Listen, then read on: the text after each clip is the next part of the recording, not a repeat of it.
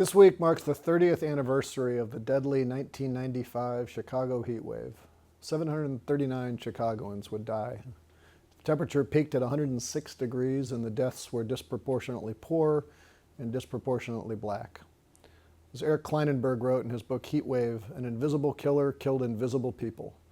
Poor folks who didn't have air conditioning, didn't live in neighborhoods where they felt safe leaving their windows open at night, and often whose bodies wouldn't be discovered for several days.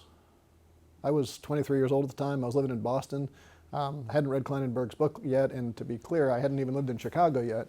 But I remember that primarily as the first time that I actually heard the media link the loss from a specific weather event to climate change.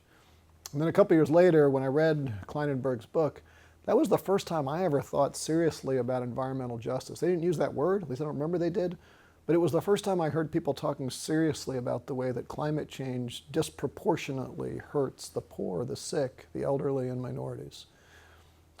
As a famous Illinoisan once said, we cannot dedicate, we cannot consecrate, we cannot hallow the ground on which those Chicagoans died. It's instead for us, the living, to carry on their unfinished business and to remain dedicated to this great task that lies before us. And on any measure, we're failing.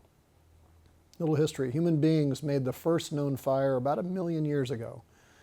50% of all the CO2 we have emitted as a species since that first million-year-old spark has been released since the 1995 Chicago heat wave. In 1995, the atmosphere was at about 360 parts per million of carbon dioxide, which at the time was about 10 parts higher than the level that climate scientists were telling us we needed to stay below to ensure a stable climate for future generations. Now, 30 years later, we're at 422 parts per million. 1896, Svante Arrhenius made a prediction. In the 1970s, ExxonMobil scientists made the same prediction. 1988, Jim Hansen testified before the Senate with the same prediction, and the prediction was that extra CO2 would drive up the temperature of the planet, and they were all right. Our planet is now a full 1 degree Fahrenheit warmer than it was in 1995. And you'd think that that would cause Congress to act.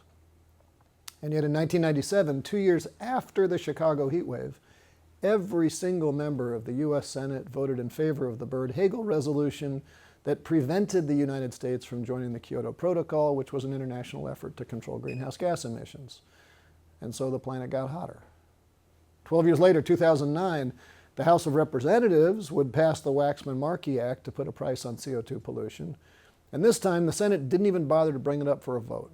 And so the legislation just died. And the planet got warmer.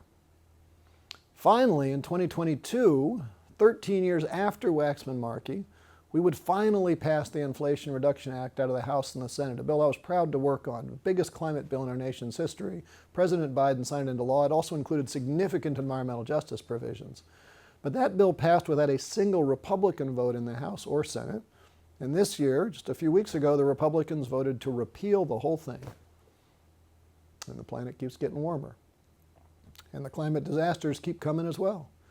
In 2005, 1,833 people would die in Hurricane Katrina, and those deaths, like in Chicago, would skew disproportionately poor and disproportionately black.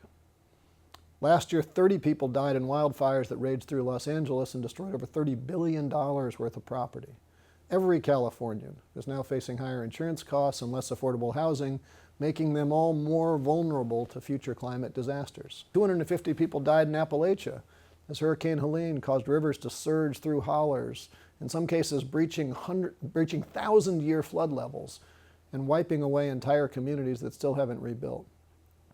And of course, just a few weeks ago, we had the flooding in the Texas Hill Country. 134 folks have been declared dead, 100 are still missing.